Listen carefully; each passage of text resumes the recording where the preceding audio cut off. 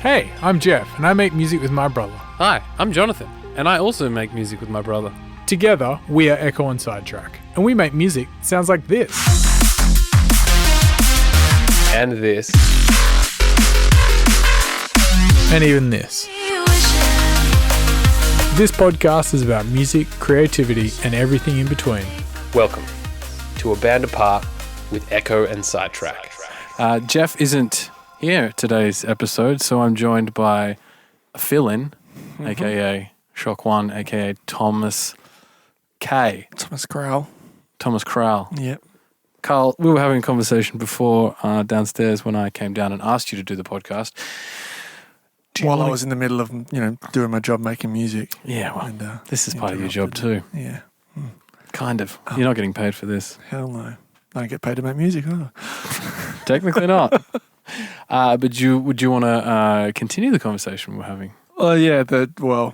Slightly, yeah. We have to edit it, don't we?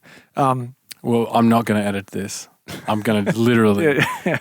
We have to edit ourselves. direct to upload. Does my mic sound weird to you? I don't think so. Okay, it sounds a bit comey to me. I don't know. I've got camel fat on the master. Got a notch filter. Yeah, cool. Just rolling through the whole thing. Just when you're in the studio, and a pertinent question right now as a drum and bass act in this, when you're working is, should I be working on original music or should I be working on a bootleg? Because drum and bass has become somewhat of I guess what's in vogue at the moment is this bootleg culture. I don't even know if that's the right term anymore. I don't really like using that word, I do kind of think it is a culture. It's like a subculture already, kind of drum and bass. Yeah.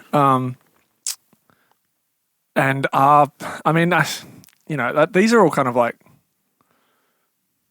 you have these conversations in your own head about like, what do people want? What should I be doing? It's like, or you could just pull your finger out and like make some fucking good songs. Yeah. It's kind of, a lot of it's noise that I admittedly get caught up in. I think it's easy to get caught up in it. Yeah. And it's easy to get frustrated by it. And it's easy to think that there's only one option.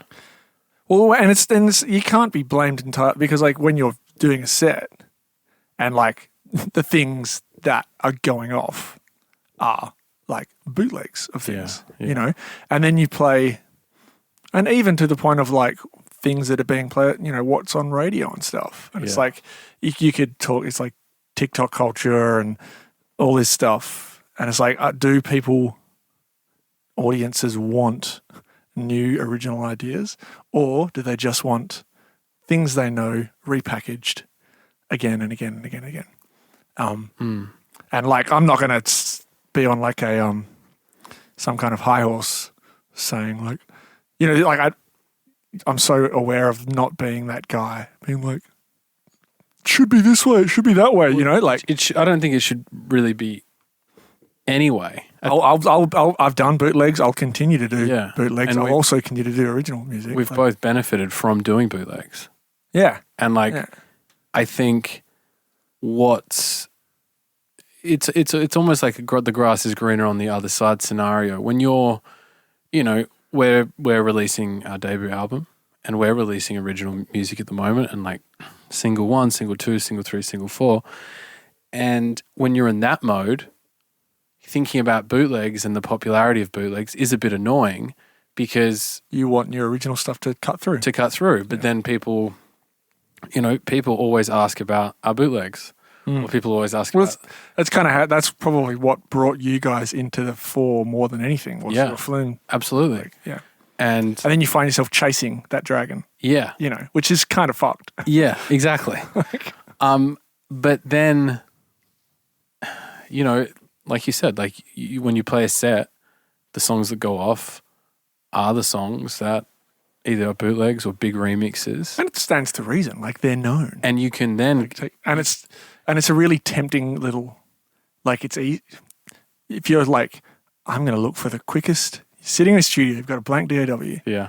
I'm going to look for the quickest route to, like it's easy when you don't have to birth an idea. Yeah. It's there. Take Yeah. that idea, repackage it. Oh, there's a song. Yeah. Like there's something that will get me,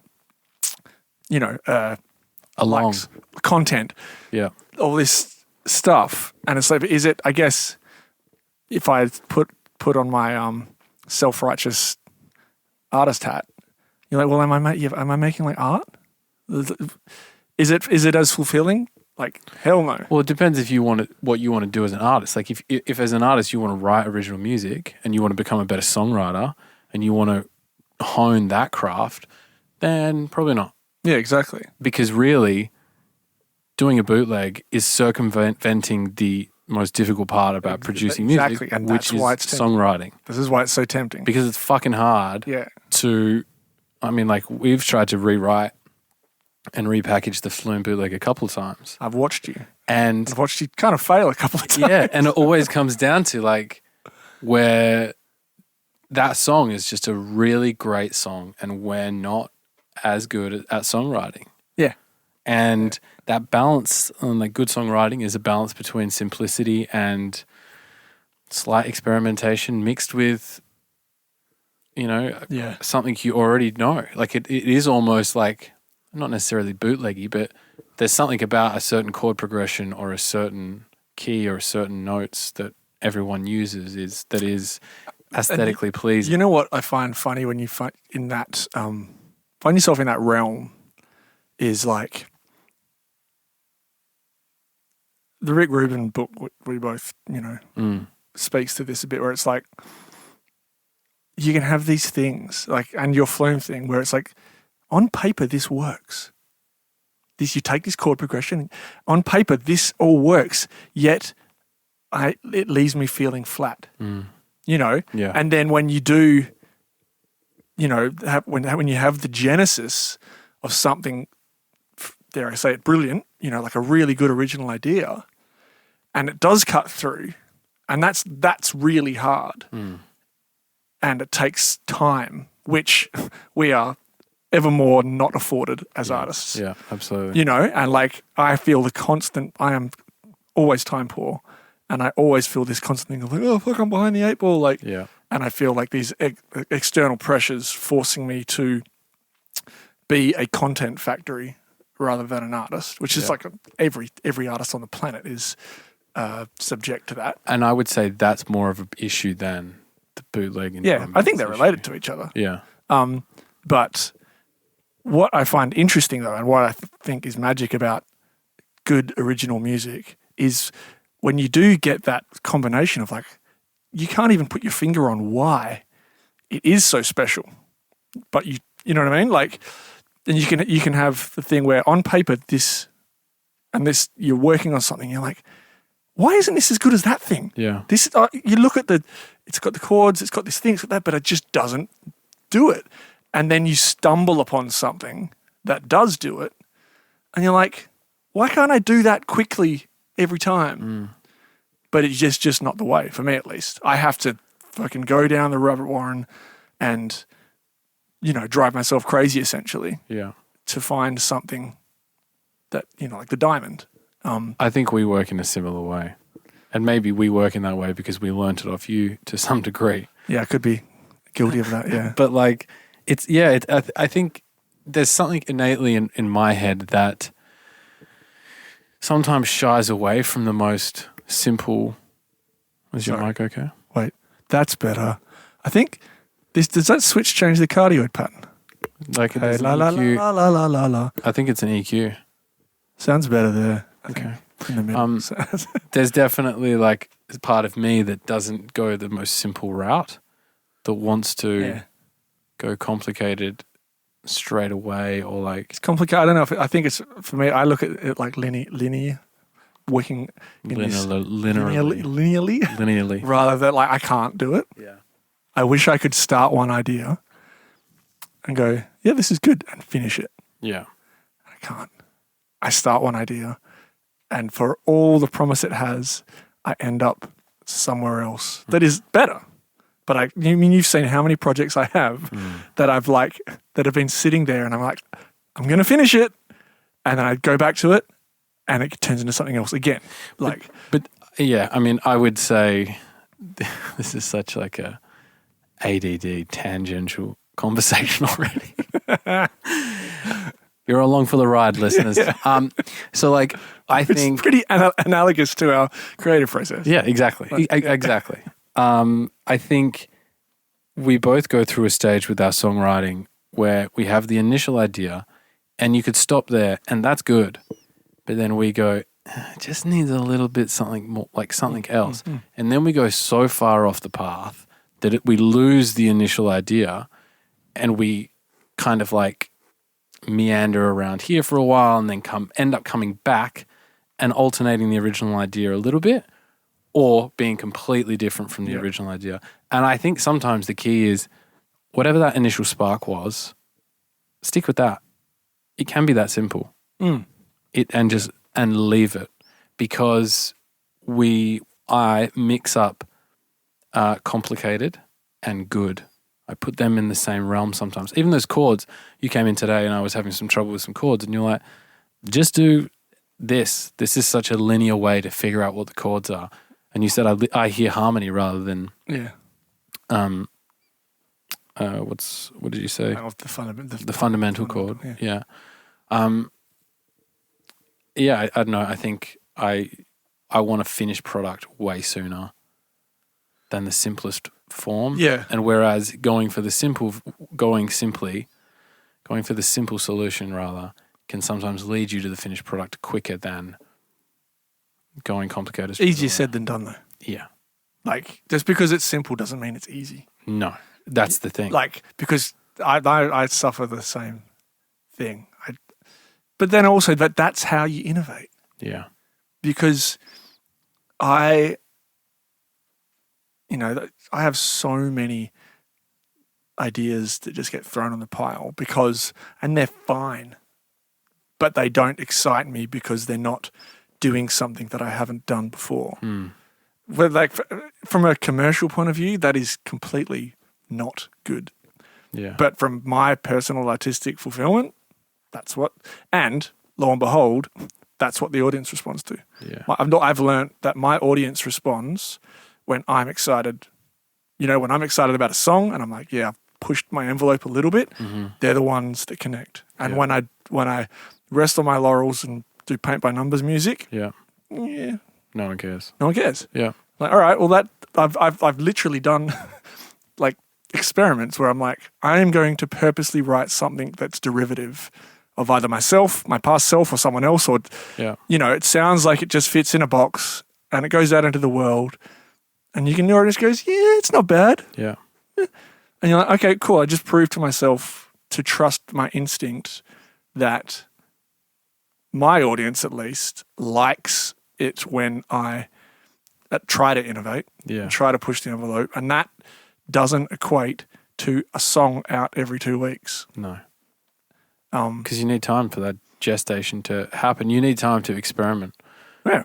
And it's funny. Sometimes you can get caught up in thinking that a derivative art or derivative work will be popular and that's what the audience wants. But so often, something will happen in drum and bass, whether it's someone using a technique or a bass line or whatever, some trope, and then everyone kind of does it. And not all those songs are as popular as the initial song that did the thing. Yeah. Because it's derivative. What was what's that guy's name that we were talking about that is doing that Tim Ferriss podcast? Derek Sivers. No, Kevin someone? Sorbo? No, the guy that, Kevin Kelly? Is that his name? Maybe. Kevin Kelly. What does he do? Wired magazine guy. Yeah, maybe Kevin Kelly. Whatever. Let's call him Kevin. Just today in that exact podcast, it was he's written a book, and one of the things in there was like, don't be the best, be the only. I was like, that's sick. Like, don't be the best of something, be the only person who's done that or so far, or who's doing. And like, that's a really cool like framework to put yourself in, where like, rather than, because it's like the best is a totally like Subjective. totally subjective thing. Yeah. And comparing art is like dancing to architecture. Yeah. But if you can sit there and go, this is the only thing out there like it, then you're probably on the right track. And, Or at least you're in interesting waters. Yeah, which is, to me, like, that's what making art is about. And I get caught up so often asking myself, why do I hate this thing? It's like, because it's fucking boring, dude. Because it's derivative, and because you're copying other people, and you're not actually taking the hard road, going, no, just go from scratch and build, keep pushing until it's the only thing like it. And because you're like, oh, I need to put out a song every month or this or that, and not, so you start looking for these shortcuts, which is not what it's about. No. And I think it gets mixed up sometimes. Well, at least maybe in my mind, it works like this. You can play someone else's derivative tune and like it. Yeah. Because you didn't make it. Yeah. But you can recognize that it's derivative, but it really works in a set. Does what it says on the box. It does what it says on a box. It's fucking loud. And it might remind you of something else, or it might have similar sonics to another tune, but you play that song in every single set and you're like, I really fucking like that song. But then when it comes to you making something similar, I think we're so much harder judges. Yeah, that's so true. And you're like, it's too derivative. Fuck this. It's not crazy enough. So there's like a balance between, being in unknown waters and searching things out and being more experimental, but also if you're too experimental, if your head's too far up your own ass, then people won't play your tunes, and you will get lost in like, oh shit, I haven't put anything out in 6 months. Yeah, which I'm definitely guilty of. Yeah. So it's that balancing act of being like, finish this fucking album. You've got so many I can't wait, but I can't. But I keep going. Oh, it's just not. It's not. It's missing some bits. It's missing. Collab with Ekko Sidetrack. Yeah. Fucking missing. And the things for me, like, that make me feel like, this is a statement. Yeah. Which I have to, honor that. Yeah. Otherwise, I can't. I just don't think there's any point releasing an album. Yeah. Otherwise, if you don't back it 100%. Yeah. Well, I think as well, like, maybe there's compromise. Maybe there's a discussion there to, yes, be experimental, but also I've got a deadline. I've got to finish this. It might not be my best song, but it just says what it does. Can you imagine if our managers were sitting in this room right now? You know what I mean? Like, both of them would just be like, what the fuck are you guys talking about? Just finish some fucking music. Fucking songs, just guys. Write the song. Yeah. What's wrong with you? Yeah, but like when I think about it like this, I can see Ben's face right now. Just like, it's there. Just finish it. It's fine. It's fine. See that? That's the thing. It's fine. But Jeff and I say that to each other, and always Jeff says to me, I'm like, that's fine. It's fine. As in more of a way of like, let's move on. Yeah. And he's like, it's not fine. Like, fine isn't good enough. Or something like that. And I agree. Yeah. When it comes to, maybe the main structure of a song, but then there's some elements that's like, if you're thinking about muting a track, that track can be fine for now. Yeah. Totally. If the song works with it or without it, move on from it. And sometimes, fine is not a word that we like in the studio. No, it's not really, and it shouldn't be. Like, no. We're not aiming for fine. We're aiming for the best. Yeah. Well, not even the best. It's just aiming. It's really hard to hold on to those for good delusions of grandeur as you get older too, I reckon.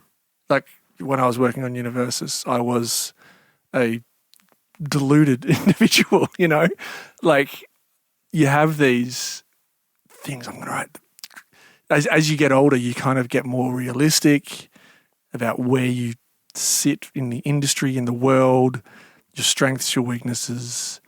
But when you're younger, you have these like, I'm going to make the greatest album ever heard. And expectations. It's like, and I wish I could like harness that again, but I don't think it's possible. So I reckon when you're younger and you're creating, you're fueled by expectation and ego. Ego is such a huge thing about it. But when you're older, you're still fueled a bit by ego and expectation, but more so you lose that by letting your curiosity take you. Yeah. And leading with, I can do anything, and dropping expectations and knowing that you've got nothing to prove. You've already, you've kind of upskilled. You're not getting any worse. So now you've got kind of carte blanche to explore and create with lightness. Yeah. And there's a couple of people that I think do that really well and might not have such expectation on the outcome of what they do, but then are definitely influenced by other stuff. Yeah. And then they end up creating interesting and I don't think they overthink it. Like, it seems like when you're curious, you don't overthink it. Like, you know, arguably, we're having this conversation, we're thinking about these things, whether it's bootlegs or TikToks or making original art versus unoriginal art. And I think the people that are really killing it maybe have those thoughts, but just like, it doesn't bother me. That's it. Yeah. I'm like, whatever. I'm concentrating. I'm trying to make a tune with a fucking bongo drum as the whole song, you know? Like, and I mean, I love having these conversations. These are fantastic. I mean, these things, it's amazing, but it is like, he's getting on with the work that solves the problem. I mean, that's what, like, Say Woe was, where I was like, I want to see if I can make something as kind of minimal and rigid as possible. And I'm not gonna, like, I'm not gonna keep adding things, and I want these few small elements. Perhaps I held on to that too much because, you know, it's not like my greatest performing song. It's a good DJ tool, like, and I guess that's accepting that for what it is. Yeah. But I definitely, like, was stuck on this idea of, like, don't use heaps of sounds, just use a small amount of really powerful sounds. I think it worked, but it did. That's a sick tune. Yeah, but then it comes out and it's like, no, it hasn't done millions on Spotify. But that's when like, you know, now we measure success. There's so many measurements and metrics you can see as an artist, and I fucking hate them. You don't have to pay attention to them. No, yeah, or you can, and be led by them. I was talking to but the problem, like, go on, Used, the Belgian artist last weekend in Perth, and he was like, you know, we were talking about this similar stuff, like content and the pressure to create stuff and like having social media and things. And he's like, I'm obsessed with the numbers sometimes. Like, you know, I will get caught up in the judgment of my work. Really understandable. Because of the metrics. Oh, I had a tune that has 5 million streams and it got to 100 million streams in 1 week. Now this tune, 100,000 streams in 1 week. This tune only got to 30,000. Well, I fucking suck. And that's a horrible thing. When you tie up, right, with all these numbers and too many, when you tie up your, you know, we both run a business. Yeah. I'm supporting a family. Yeah. Like, and I know that the people who are going to book me are going to be looking at those very metrics. Yeah. So it's really easy to get tied up in those, which are not artful, which they're so far from like the stuff that we should be concentrating on. Absolutely. But when you're like, well, if I don't have over 500,000 monthly listeners, then XYZ promoter isn't going to book me for this festival run. Yeah. And then I don't have any money. Yeah. That's a very bing bong bing, like. And when you're the only one, essentially, when you're the CEO, you're also creative, but you're also HR and the intern and finance. Like, you know, it would be perfect if if you could structure a business. And I mean, this is what people with teams do and big artists have that too. do. I definitely, my team is awesome. My manager, my agent, like they do handle certain amounts of it, but at the end of the day, the buck stops with you. Yeah, Um, absolutely. And you have to work out, okay, how am I going to make a living this year? And, because there's certain indulgences I'd love to explore, but they just aren't. I don't have the time, or like they're not commercially viable. So Yeah. I can't dedicate that much time to that right now because I have to pay rent with this business. Yeah. Which is like, I hate running a business. Yeah. I fucking hate it. But as far as I have, worked out, there's no way to be an artist without running your own business. Not unless you're... Not unless you have a king who is your patron and just pays you to write 4-part chamber music. I think it's a really untapped market, potentially Kings. seeking out a rich, probably Saudi prince who just loves drum and bass. Yeah. It's like, man, just give me $1 million and I'll just make you music. Just for you. Never comes Just out. for you. I'd be down for that. Any political I fantasize. ethically, you wouldn't have a problem with it? Depends. Yeah, depends what prince I'm a slave to. Maybe like a Prince of Monaco or... Yeah, I don't know much about that family. I haven't looked into their I don't know. ethical. I don't know anything about any royal family's ethics. Let's not go really. down that route. God save the king. I fantasize about just having a job that like just pays you, and you have this. You have that money in. Like every creative has and does. But then, like the older you get, you're just like, man, how good would it be to have like holiday pay, or like like if we get sick, there's no money. Yeah. You have a show, you have a huge, like a big festival that's paying you heaps of money, or a big show, headline show, where you're going to make months worth of income on one night, and you get really ill or something comes up and you can't do it. It's gone. So, but the positive of that is that if you don't get ill, you get paid more money than most people would make in a month. Yes. So, like, there's the upside to all that, but I do think. Yes and no. Not on maybe those unicorn shows. Most of the time, no, you just get paid the same amount of money, a regular amount of money. And if you get sick, you don't get anything. I think after COVID, when our jobs became, you saw how kind of like insecure our jobs are. It could be taken away. All you need is shows to be taken away. All you need is flying to be taken away. And it's like, oh, fuck, I can't really do my job, or at least my main source of income.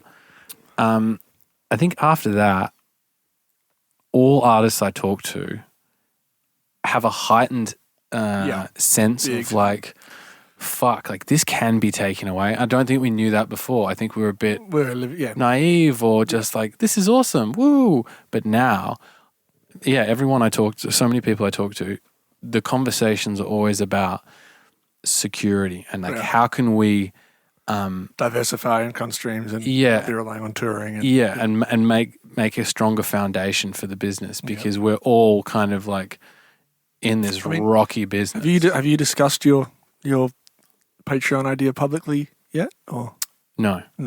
We'll leave that off the table. Yeah, but like it's an interesting concept. I'm very interested to see whether the public go, cool, or hey, fuck you. That's ridiculous. There was an artist, I don't know if you remember. Fuck. I still think my mic sounds weird. It's just your voice, bro. Yeah. And it could be Does it sound the same as you in your headphones? Yeah, it sounds the same. Sounds completely different. Does it sound kind of low passed? It sounds like I'm talking through a comb filter. Okay. I think that's just your voice. There's an artist. It wasn't Distorted Minds. There were these 3 Dutch guys. I think they were Dutch. They were, Mutated Forms. Okay. Yep. Mutated Forms. Made sick tunes. And then one of Talk about back in the day. yeah, I this was remember like this. 10 years ago or something. And one of them went crazy or like went wild and started like, I think he had some sort of AM argument with Marcus from Cameron Crooked. Yeah. And they just kind of like fucked themselves in the industry to a certain point. And at one point they were asking, and they For donations, weren't they? they were asking for donations and shamed their audience and said something along the lines of, if you don't pay us money, we're not going to be able to make music. Yeah. We need money to make music. And there was this big argument and people were like, fucking, I'll pay you if you do something good. But like, Yeah. it was an interesting ethical argument that I thought of Yeah. when we talked about the Patreon idea, or even the fact that Patreon is, It relates More to a sense of prolific. a sense of entitlement. yes, We're not entitled to any money for this. no, because You're- we made the decision. We made a decision to do this. And you're not, just because you do something Yeah. doesn't mean that someone has to pay for it when they don't And you like can get very used to it. I've been making a living making music for a long time now. it. Yeah. And you get very used to that. And you do start going, this is what I do. This is my job. Yeah. Where's the money? Yeah. Give me the money. Yeah. You know? Which is kind of entitled. It is entitled. It's totally entitled. But, and it's like, is it entitled to go, I deserve to be, how do you frame this? Like paid for making. An effort? Yeah, yeah. Like I'm trying to think of the best way to frame this because it's like, because things got, it was a simple equation back in the day. You made the music, you released the music. If people liked the music, they bought the music, you had money. Yeah. It got a lot more, streaming changed it. And you still do I get royalty statements from streaming. It's nowhere near enough to live off. No. And to try and work out, well, would have that been different if streaming didn't exist is, it's like a pointless kind of exercise. So you still get money, for streaming, but you could argue that it's an unfair, that you should get more because a middleman is just going, yoink. Well, I think that's always been the problem between the artist and the... It's always been the problem in the music industry. Yeah. There's a million middlemen Yeah. between the artist and the audience, and all of them get paid first. Yeah. That's why things like Patreon or, direct communication with your audience, Bandcamp, Yeah. things like this are good and are popular, and it's never been easier to do those They're things. super empowering. Yeah. They're not on scale, like with the mass, No. the masses aren't using Bandcamp. No. It's very niche. I mean, what we do is niche, I guess. But like, I'm not gonna sell 1 million MP3s on Bandcamp. No. Imagine if you did, that'd be so sick. Imagine if you sold 1 million MP3s on Bandcamp. For $5 a pop. Like, But you could, you could. nothing's stopping you. No, but you just need the audience. So like, Yeah. you like Louis C.K. Yeah. Louis C.K. sells all his specials on his website. Yeah. Well, it's X amount of money. back to Kevin Kelly, if I'm getting that name wrong, the Wired guy. He's the dude who came up with 1,000 true fans. Yeah. 10,000 true fans. Oh, it's 1,000. Sure. It was. Sure it is. If you can get 1,000, I heard him talk about it yesterday. Yeah. 10,000. 10,000 true fans. 1 million true. All you need is 1 million true fans. Well- like if you can get 1,000 hardcore fans, Yes. you're sweet. Yes. If you have 1,000 people that will buy every merch drop, that will buy every album, you're Right. fantastic. It's better than having 250,000 fans that are like, yeah. Exactly. Which is pretty much, I reckon that's where the bell curve majority of artists kind of sit, and the way social media is like set up Yeah. is that thing of like, hey, I think I've got 22,000 Instagram followers, Yeah. of which maybe 500 actually give a shit. Yeah. and actually engage with me and Yeah. would actually pay $3. Well, they actually know you're doing something. So many people. Otherwise, you're just part of the fucking scroll. Yeah. And unfortunately, if they like a disproportionate amount of cat or cooking videos in their week, then that's what they're going to see more of. And they're going to Kids be getting like, hurt. "Our kids getting hurt." That's a good page. So good. I wanted to ask you a question, if we can sidestep the chat for a second. Well, you have an agenda. You recently got back from a tour I did. in Europe, Yep. playing shows with Katie Coven Yep. And Shane. and Shane Active, Yep. Katie's brother. Yep. How was it? Fantastic. Really, if there's anybody listening who came to any of the shows, thank you. They were all super vibey. It's great touring with Katie because she's amazing, and talk about having super fans. Yeah. I don't think anyone in drum and bass has fans like she has right now. No. I would agree. Yeah. So all the shows were sold out. They were all super high energy. I loved playing in nightclubs in Europe again. Yeah. They are their own little beast. Yeah, absolutely. Different to, Australia. There's just that level of like, how do you say? Australian crowds are by no means uneducated. You know what I mean? But like they get it. But there's something different about. I think it's got to do with the way Europe doesn't have a Triple J, and so the subcultures have a stronger sense of identity. Yeah. So you're playing into that, which is really nice. Well, I think people are also just intelligent is the wrong word, but like let's not alienate our Australian audiences here. But club culture is clubbing culture is a real thing in Europe. Yeah, it's true. And in the UK, rave culture. Yeah. And it's not as cemented here. Never has been. It's more of just like, I like that music, I'm going to go to a club. Or like an event. Yeah. And the event happens to be here or there. Yeah. It's like there are pockets. Yeah. And it also depends what kind of music. I think the techno scene definitely has a bit more of a clubbing, rave commitment to it. Yeah. But you just, it comes down to numbers and that's true. amount of clubs. Amount of clubs, amount of people. Think of how many clubs there are in Perth. Well, probably. Fuck all. Yeah. And so people go to events and have fun at events. But when we've played in Europe, I've noticed the same thing. It's like a level of commitment or knowledge of the music of the night. I wonder how much of that is our warped perception because we're not at home. If that makes sense. Well, yeah, I think there's an element of it just because it's different from home. Yeah, yeah. Because not every club you play in Europe's sick. No. Some are average, some are shit. Yeah. Some are, there's a spectrum, obviously, but it was super fun tour. Spent some time in London, spent some time in Amsterdam and Utrecht. Shout out to Nick Thayer for lending me and my family his house. He's a big fan of the show. Hey, Nick. Yeah. Never listened to the show. No, probably not. And Rob also for lending me his house in London, so I didn't have to pay stupid fucking prices for Airbnbs in London. Yeah.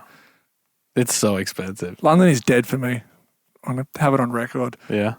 That city has been priced out of any regular person. It's just stupid. Yeah. It's crazy how expensive it is. It's depressing. Yeah. Got friends who are just leaving because they're like, can't find a house. Yeah. Like, that's not cool. Yeah. So, yeah. And that's like, when I talk about like touring, it's like, where do I stay in between the shows when I'm away for 6 weeks? Spain. Cheap. I think a cheap totally. country. Yeah. Like, I mean, when we've gone to Europe and done that, we've stayed in London because we have couches and friends. We've got couches and friends, and like my ex-girlfriend was living there. But I think if we were to go back, and it's all about the Netherlands for me. Yeah, It's not the cheapest, but it's like the happy medium. But it's mainland Europe. It's a sick place. It's a sick place. It's beautiful. Or even and you can stay in Amsterdam, or you can stay in Utrecht, or you can stay in Rotterdam. It was cool. When I was staying in Utrecht, it was quicker for me to stay in Utrecht, get a train to Amsterdam Schiphol, get on a plane there, than to get a train from London to Heathrow. Like it was, that takes longer and is more of a clusterfuck than just getting on a nice Dutch train that's really comfortable and has room. And then I'm at Schiphol. And it's So DJ hack for anyone touring Europe for the first time. Live in Holland. Stay in Utrecht. Yeah, in any of the cities in Holland, yeah. But I do think the, cost of living and prices and blah, blah, blah, all that aside about London, I do still love the energy of London. Same, yeah. And I mean, it will change. That does change as more people we know move out of there. But feels different to me to when I lived there. But again, it's I'm probably looking at it through rose-colored glasses. Yeah. But I do feel like there's less, I don't know, happening in London now. Less edgy stuff. Less, I don't know how to say it right without sounding jaded. I think maybe that's because I'm jaded. I think definitely less. We were talking to our agents the other day about just the climate in the UK and in the in mainland Europe, and they were saying there's a lot, because shows are more expensive. Yeah, there's a lot less kind of lower tier or starting out promoters. It's just the only promoters in the game are just bigger ones that can afford it. It's not easy to put on a headline show in London. Fuck no. It's really, really hard. Yeah. And I think that someone wanting to start, I think there's just less people starting off.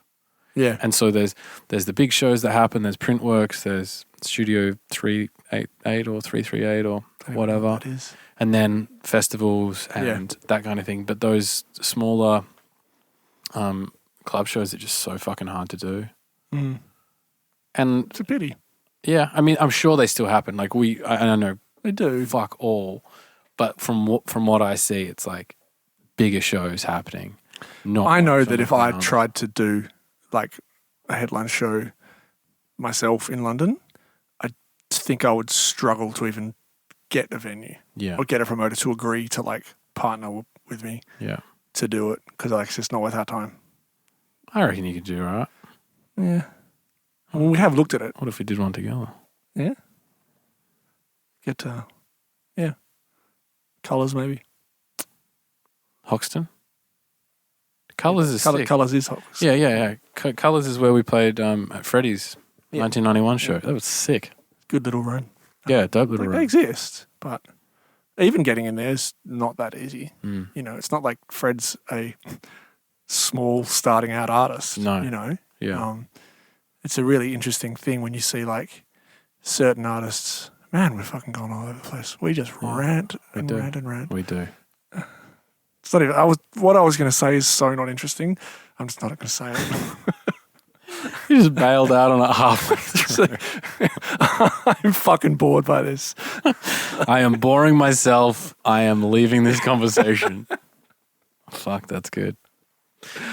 Okay, so let's say something interesting. What was the best thing about being there? In Europe? Being where? Just being in Europe.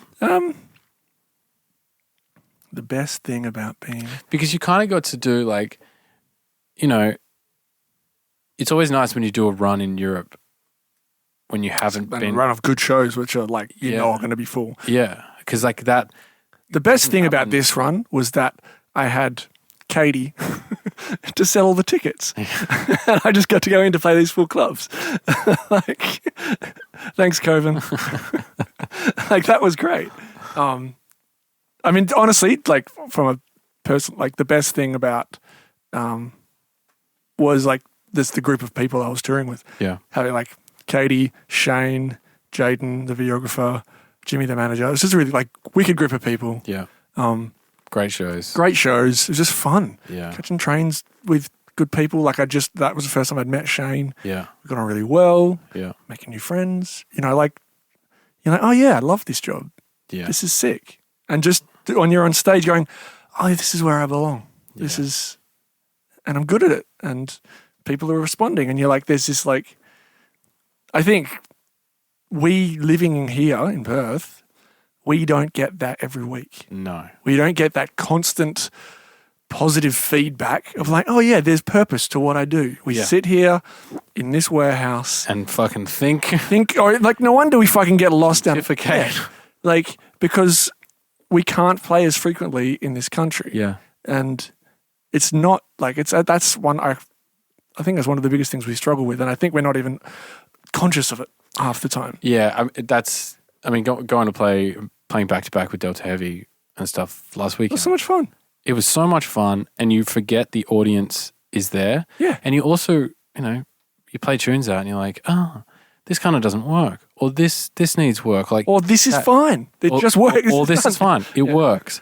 But like being in a studio Yeah. where we are isn't the most conducive way to create Because we're so isolated. because we're so isolated. Yeah. And I wish that's my main gripe with being in Perth. Like I do love Perth, but I just wish it was closer to other things. Yeah. So you could like, just like play more shows. You know what I find funny in this building is that like if one of us or even like when we're in a mood, like one of us 3 or 4 is like in a mood and it like spreads. Or like if we're all in a mood and like we're just like, I'm like, bye. You're like, bye. Yeah. We're like, I'm not talking to anyone today. Fuck this fucking And I'd like to implement a hug in, hug out system. Yeah. Where we all have to hug every time. That's a good idea. Or like something that can like reset the studio. Like we've got such a wicked space here, and I think we can have like I don't know, like Jeff and I are both listening to Creative Inc., a book by Ed Capnell, I think, who's one of the guys that started Pixar. Yep. And he's, talking about creativity and how they did things at Pixar and blah, blah, blah. And I think we would really benefit from making this space Nicer. well, nicer, more like, maybe we had maybe we got coffee every morning together and we talked about what we're going to do that day. Or maybe we had a check-in time that you like at fucking 2:00 in the afternoon, we all go downstairs and we all talk about what we're working on and we spend 10 minutes in each other's studio helping each other. But you do that every day. Yeah. Randomly we do that when we're going to the bathroom or whatever. But like maybe there's things that we can implement into our space so it does feel a bit more like a Andy Warhol's factory. Yeah. Because we're isolated, we all recognize we're isolated. We all recognize that it's a bit of a dead shit. So let's do something about it. I'm trying to make an effort to spend a little bit more social time with other people who create. What's social time? Social time is when you go and meet up with a person and not sit familiar there with it and discuss over a coffee or beer, like just to get that inspiration. Totally. Yeah. Like I think I'm going to catch up with Garo from Floridas to try to do that more. Yep. Try to. God, that'd be painful. What a dick. Love you, Garo. It's a slog, but it's inspiring. But it's a slog. Like because we have to make that effort, Yeah. And you like I don't have much time for that in my life. Yeah. I'm aware of it. And it's especially hard because that then just becomes something else you need to do. But how can you implement those things into your life so it feels like it's a respite from the solitude? It's what surfing was for creativity. me. Yeah. No, I can't do that. Depressing stuff with Carl Thomas. We'll be right back. I'm injured, for context. I have been for a while. Is it getting better? Can it really get better? I'm probably going to have an operation. Yeah. Damn. Well, my physio says I shouldn't, but it's like, it's been almost 2 years. How much stretching can you do? I could be better, but then even with periods where I like have been really good, Yeah. and then my body just goes, fuck you, Yeah. and re-injures itself. And you're like, well, what the fuck? What's the surgery option? You have the discectomy. Like fused?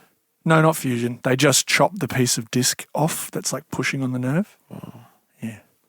It's not that big a deal. okay. My mum had it. It fixed her.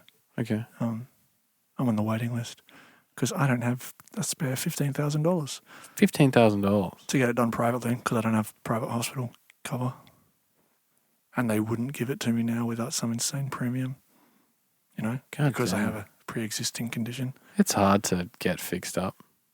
I mean, it's harder in other countries. Oh man, I'm so glad we don't live in the healthcare system isn't perfect here, but it's pretty fucking good. Yeah. I mean, we were so lucky in London with my son. Some things happened. Some things happened. You had to use the NHS. I was in the hospital with my son for a week, and we were like, thank fuck for the NHS. Yeah. You know. The NHS is good. Struggling, but it's good. Yeah. Like when Just the fact that it exists. Yeah. And you the same in Australia. If you can go there as a foreigner, Yeah. and they look after you. I think we got boring again. Yeah, I think so. Talking about the NHS. Semi-political, went off music and started talking about hospitals. What do you think is the most interesting thing about being in a hospital? I hate the hospital lighting. It's always so fluorescent and uncomfortable. The food is never good. Why is it so hard to feed people good food in hospitals? Like, I know you got to feed a lot of people. Good food costs money. Yeah, I suppose so. And they're trying to spend that money on good doctors. Yeah. We did it again. We got boring. There it is. Fucking hell. Why don't we wrap it up Yeah. and say, You got some editing to do. I'm not editing anything. I'm going straight in. I want to spend time on music, not Yeah, it's editing true. this. Yeah. I'm Fuck podcasts. export direct to SoundCloud Yeah. is what I'm going to press Yeah. on that recorder. Yeah.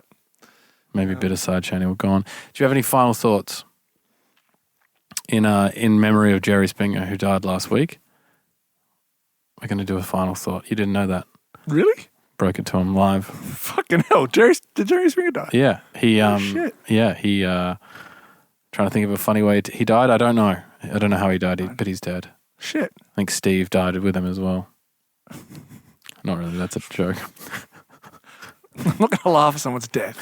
Well, So, I'm sorry, I'm just processing that information. Fucking love Jerry Springer. it was a shock. Final thoughts. My final thoughts are that I should just get back to writing some good music and You are writing good music. I think finish it. Yeah. Stop thinking about bullshit. I think too much thinking, too much awareness of the outside world, too many inputs, Yeah. more insular. Protecting yourself from shitty input. Yeah. Yeah. I think that's what we need. Yeah. Cool. Well, what a beautiful final Stop thought. wasting our fucking time. I need to write music. Jesus Christ. I asked Carl to do this maybe an hour before we recorded. Yeah. And I was working on a really good bootleg. yeah, he was working on a really good bootleg. But the break is going to allow you to use a different part of your brain. And so now when we finish, you're going to go back down and write something amazing. I'm busting to piss. Okay. Yep. Well, thank you so much for joining me, Carl. You're very welcome. Thank you for having me. Farewell. I love you. I love you too. See you later. After this. Bye. Thanks for listening to this week's podcast. We are Ekko Sidetrack on all social media. We've recently updated our YouTube. Go and give that a subscribe so you can keep up to date with all the latest video podcasts. And follow us on Spotify too so you can keep up to date with all our latest music releases. Big up.